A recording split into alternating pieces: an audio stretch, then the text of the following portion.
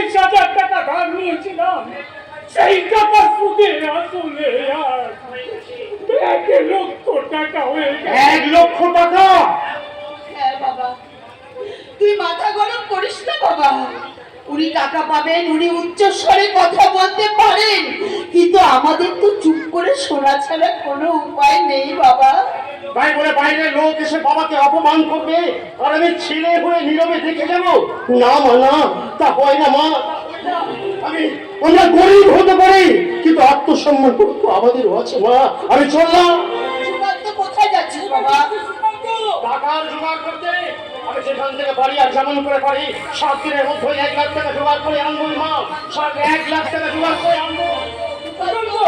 হ্যাঁ বাবা, এই টাকার জোগাড় করতে প্রয়োজন হলে আমি আমার দেহের রক্তবিন্দু পর্যন্ত বিক্রি করে দেবো, আর তাতেও যদি না হয় আমি আমার একটা কিডনি বিক্রি করে দেবো। কিন্তু বাড়ি ফিরে এসে আমি আমার অপমানিত মা বাবার চোখে জল দেখতে পারবো না। অপমানিত মা বাবার চোখে জল দেখতে পারবো না। তাই আমি চললাম। সুকান্ত, 1,00,000 টাকা কোনো গাছের পাতা নয় যে টপ টপ করে তোর পকেটে ভর্তি করে ফেলবি। বুঝলি সুকান্ত, তোর মতো একটা বেকার বাউন্ডারি ছিলেন 1,00,000 টাকা জোগাড় করতে